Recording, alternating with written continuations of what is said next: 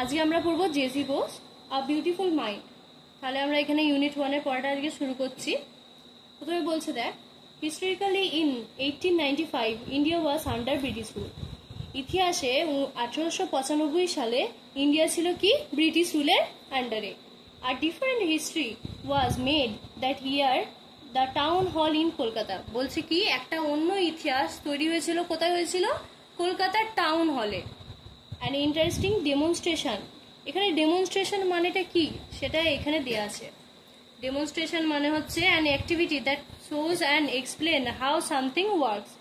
বলছে এইটা হচ্ছে একটা অ্যাক্টিভিটি যেটা বোঝায় যে কিভাবে কাজটা করা হয়েছে বা কিভাবে করা হবে, ওইটা এক্সপ্লেনেশন। তো বলছে একটা মজাদার এক্সপ্লেনেশন দিয়েছিল, কি একটা ডেমনস্ট্রেশন ছিল, ওয়াজ পারফর্ম বাই জগদীশ চন্দ্র বোস। জগদীশ চন্দ্র বোস একটা ডেমনস্ট্রেশন দিয়েছিল যে কিভাবে কি হবে। An assistant professor of Presidency college. বলছে অ্যাসিস্ট্যান্ট প্রফেসর, উনি ছিলেন একজন অ্যাসিস্ট্যান্ট প্রফেসর কোথাকার? প্রেসিডেন্সি কলেজে। এভরিওয়ান ওয়াজ ওভারওয়েট। এখানে আবার ওভারওয়েট মানেটা দেওয়া আছে।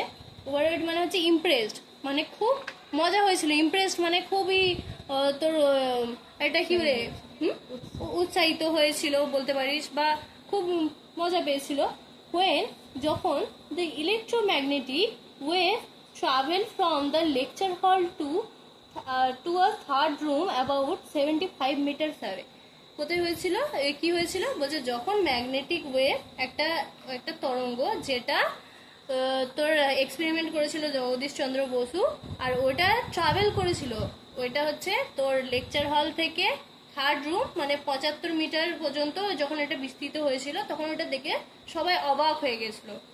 This was a remarkable and path breaking incident which paved the way for future researcher all over the world. এখানে আবার পেভড মানে আমরা দেখবো, পেভড মানে হচ্ছে create a situation in which something can happen. বলছে পেভড মানে হচ্ছে একটা সিচুয়েশন তৈরি করা যেটা হবে।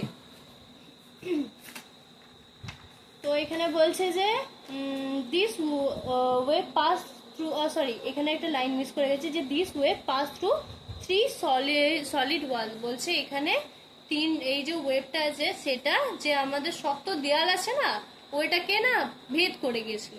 ওটা দেখেই সবাই অবাক হয়ে গেছিল। This was a remarkable and path breaking incident. এটা হচ্ছে একটা রিমার্কেবল মানে হচ্ছে মনে রাখার, আর পাথ ব্রেকিং মানে হচ্ছে আমরা যে এগোবো সেই জিনিসটার জন্য, মানে আমাদের ধর তুই কিছু জানবি, তুই একটা অঙ্ক করবি, সেটার ফর্মুলাটা তোকে জানতে হবে, তো ওটা হচ্ছে তোর জন্য পাথ ব্রেকিং। যে তুই একবার দেখে নিলি, তুই গাইড পেলি, ওই গাইডটা দেখে এবার তুই আগে এগোবি, এটাই হচ্ছে path breaking incident which paved, যেটা তৈরি করেছিল কে? Paved way for the future researcher all over world. যেটা তৈরি হয়েছিল যে সমস্ত যে রিসার্চার যারা গবেষণাকারী তাদের জন্য এটা একটা পাথ ব্রেকিং ছিল। ঠিক আছে, তারপরে দেখ কি বলছে। বলছে বর্ন অন 30 নভেম্বর। উনি জন্মেছিলেন কবে? 30শে নভেম্বর 1858 অ্যাট বিক্রমপুরে তিনি জন্মেছিলেন। Now Munshiganj district of Bangladesh, যেটা এখন কি মুন্সিগঞ্জ ডিস্ট্রিক্ট কোথাকার? বাংলাদেশের। Jagadish Chandra Bose was a man of diverse talent. Jagadish Chandra Bose ছিলেন, এখানে ডাইভার্স মানে দেয়া আছে, ডাইভার্স মানে হচ্ছে অফ ভ্যারিয়াস কাইন্ডস, মানে যার অনেক ধরনের জ্ঞান আছে, যে এক ধরনের নয়। তিনি জগদীশ চন্দ্র বোস ছিলেন এরকম একজন মানুষ।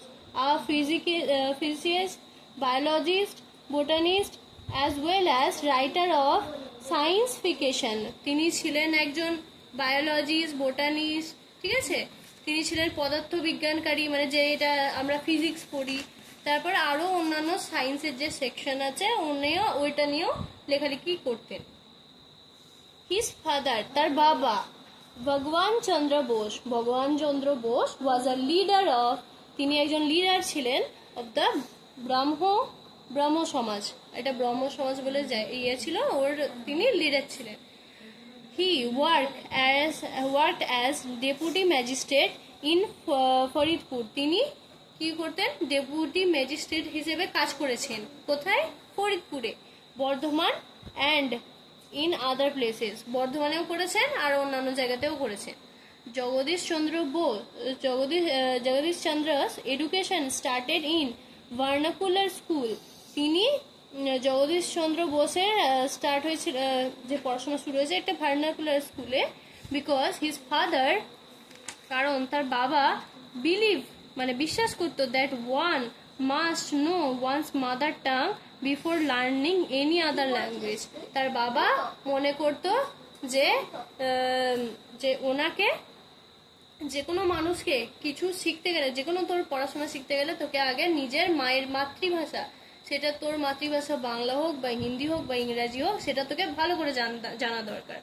Besides one should know one people, তারপরে বিসাইড ওয়ান শুড নো, তারপরে অন্যান্য জনের আমরা সেটা জানবো। Speaking at Bikrampur conference in 1915।